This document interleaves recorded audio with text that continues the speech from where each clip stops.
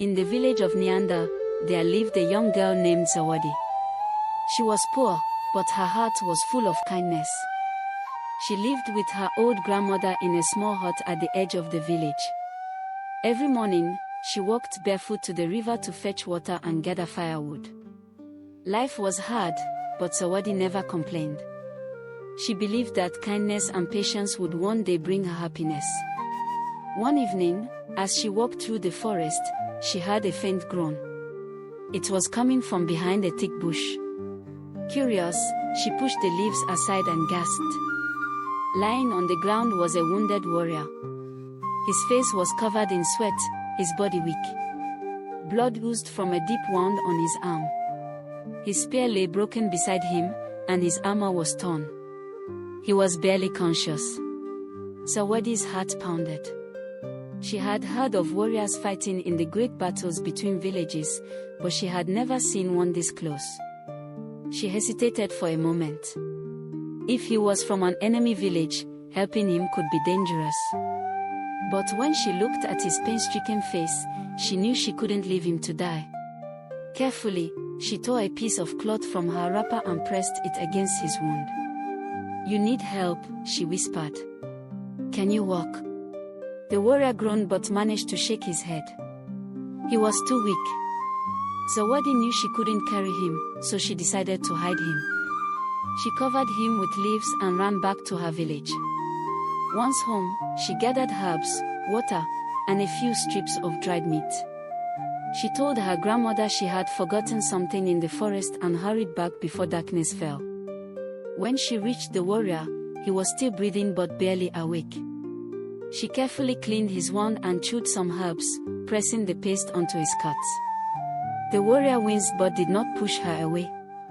After feeding him small bites of dried meat and water, he finally found the strength to speak. "Who are you?" he asked, his voice rough. "I am Zawadi, from Neander," she said. "And you?" The warrior hesitated before answering.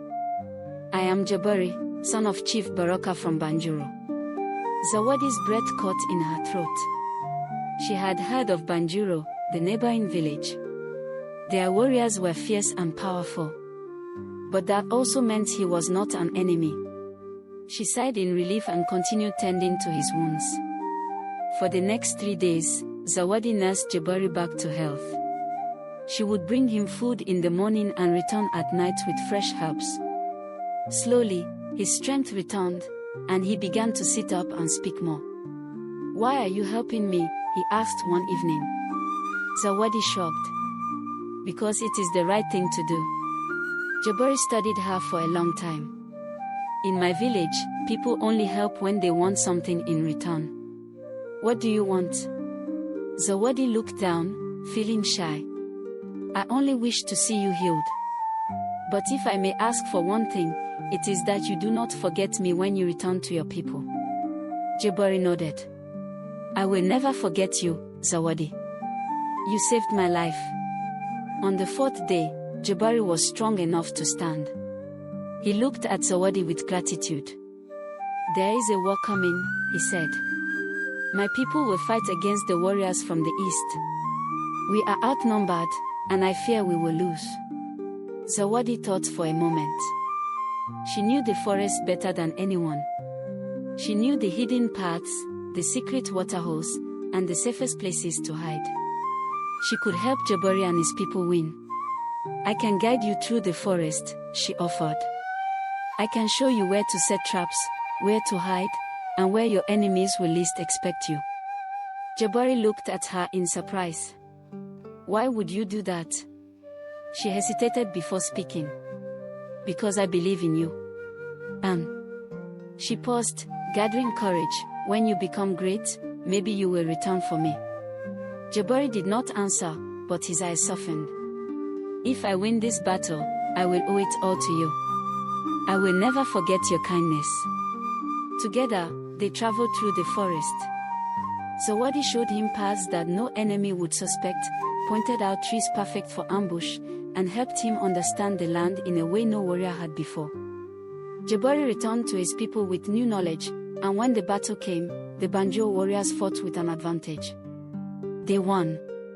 The enemy was defeated, and Jabari became a hero. Jabari stood tall in the heart of Banjuro, basking in the cheers of his people. His victory against the Eastern warriors had made him a hero. Songs were sung in his honor, and every child dreamed of becoming as mighty as Jabari. The chief, his father, rewarded him with land, cattle, and the highest honor a warrior could receive, the hand of Princess Marambi, the king's daughter. The wedding was the grandest event in Banjuro's history. The entire village gathered to witness the union. Dancers swayed to the rhythm of drums, elders blessed the couple, and feasts stretched for days. But far away, in Nyanda, a young woman sat alone by the river, her heart heavy with betrayal. Zawadi had waited for Jabari. She had dreamed of the day he would return for her, just as he had promised. But instead, he had married a princess. He had chosen wealth, status, and power over love and loyalty. From that day, she made a vow, if Jabari ever needed her again, she would not lift a finger to help him.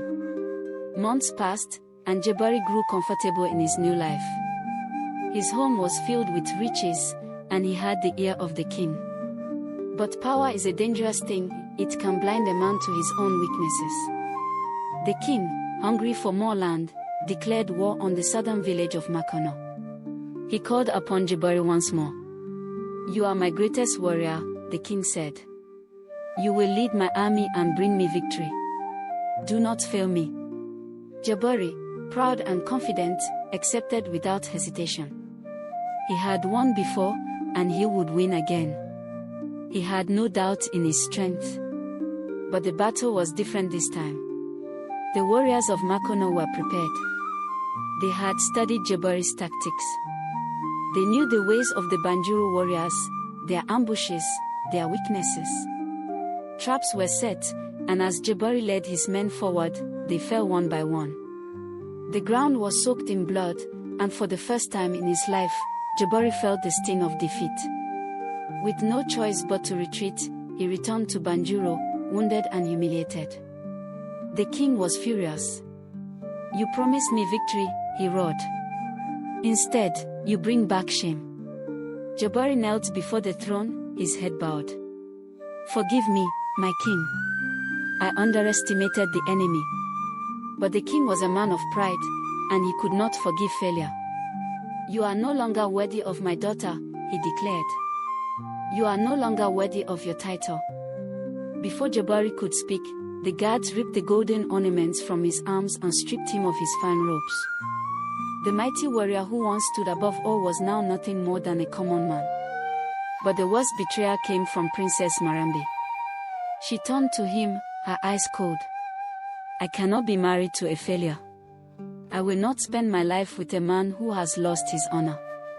Jabari reached for her, but she stepped back, disgusted. Without another word, she left him standing in the palace, broken and alone.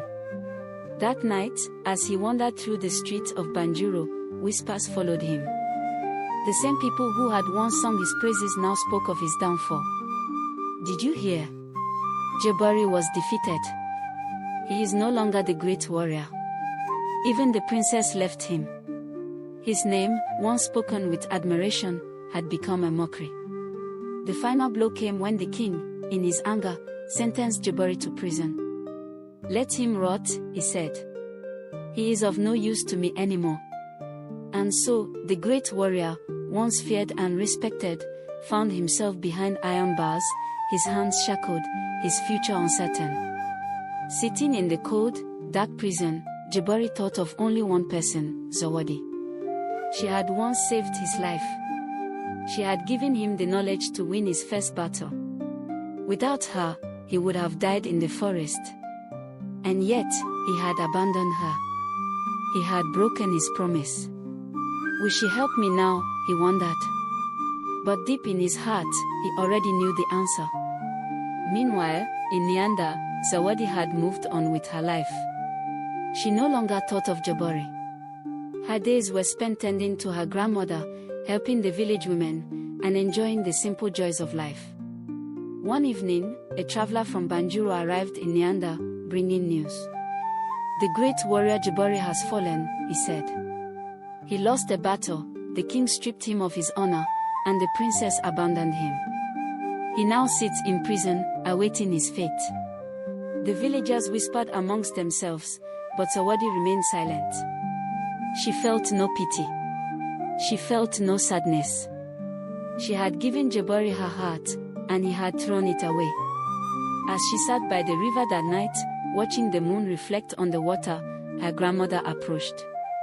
"Did you hear the news about Jabari?" she asked. "I did," Zawadi said simply. The old woman studied her granddaughter's face. "And what do you feel?" Zawadi took a deep breath. "Nothing. I feel nothing." Her grandmother smiled softly. "Then you have truly let go." Zawadi nodded. She had no bitterness left in her heart. Jabari had made his choices, and she had made hers. She would not waste another tear on him. And so, while Jabari sat in darkness, tormented by regret, Zawadi walked into a new chapter of her life, one filled with hope, love, and happiness. But fate was not done with them yet. Jabari sat in the cold prison cell, staring at the cracked walls. The once great warrior had lost everything, his title, his wealth, his freedom. The princess who once adorned him with jewels had abandoned him the moment he fell from grace. His people no longer sang his praises. Now, they barely spoke his name. Days turned into weeks. The stench of defeat clung to him like a shadow. He thought of Zawadi often, the girl he had betrayed. She had been his only true friend, the one who had believed in him before anyone else. And yet, he had cast her aside like a forgotten dream. One evening, as he sat in his cell, a visitor arrived. It was an old friend, a fellow warrior who had once fought beside him. "Jabari," the man whispered, glancing over his shoulder. "I have come to help you escape." Jabari's heart pounded. "Why would you risk your life for me?" "I am nothing now," the warrior sighed. "Because once, you were our leader. And though the king has turned against you, some of us still remember who you were. But listen, if you want to live, you must leave Banjuru forever." Jabari hesitated. Where would he go? Who would accept him now? But he had no other choice. That night, under the cover of darkness, he slipped through the prison gates and disappeared into the wild. Zawadi was preparing food for the evening meal when she heard the commotion outside. The villagers had gathered at the entrance of Nyanda, murmuring amongst themselves. She stepped forward and gasped. Jabari stood before them, tired, weak, and covered in dirt. His once powerful frame had shrunk, and his eyes held a sorrow she had never seen before. "Please," he said, his voice hoarse. "I have nowhere else to go." The chief of Nyanda stepped forward. "You are the warrior from Banjuru. Why should we give you shelter? Your people betrayed us before." Jabari dropped to his knees. "I am no longer a warrior. I have lost everything. I only seek a place to start again." Zawadi stood silent, watching him. The mighty man who had once walked away from her was now begging at her feet. A part of her wanted to turn away, to remind him of the pain he had caused her. But another part, the part that had once loved him, felt pity. She took a deep breath. "Let him stay." The chief studied her, then nodded. "He may stay, but he must work like every other man here. No special treatment." And so, Jabari became a simple farmer. Gone were the golden robes, the sharp weapons, the songs of praise. He tilled the land, fetched water, and worked under the burning sun. Day after day, he rebuilt his strength. But more than that, he rebuilt his heart. He watched Zawadi from a distance. She was strong, kind, and loved by her people. She had found happiness without him. And yet, every day, he wished he could turn back time and choose her instead of power. One evening, as they both sat by the river, he finally spoke. "Zawadi, I do not deserve your forgiveness. But I must ask, do you still hate me? She smiled softly. I do not hate you, Jabari. But I have moved on. My heart is no longer yours. Her words stung, but Jabari nodded. He had no right to expect her love. And yet, he was grateful. Grateful that she had given him a second chance, not as her lover, but as a man who could still find a new purpose. Months passed, and Jabari became a true part of Nyanda. He worked hard, helped the people, and for the first time in his life, he felt at peace. One day, news came from Banjuro. The king had fallen ill, and war had broken out among his sons, each fighting for the throne. The village that had once worshipped Jabari was now in chaos. But Jabari no longer cared for kings or wars. He had found something greater, a life of meaning, free from greed and ambition. One day, Zawadi married a kind and noble man from her village. The wedding was simple but filled with joy. Jabari stood in the crowd, smiling as she took her vows. He felt no jealousy, only gratitude. She had taught him the greatest lesson of all, that true strength is not in power or wealth, but in kindness, in love, and in the courage to start over. As the drums echoed through the night, Jabari turned away and walked into the future, no longer a warrior, but a man reborn.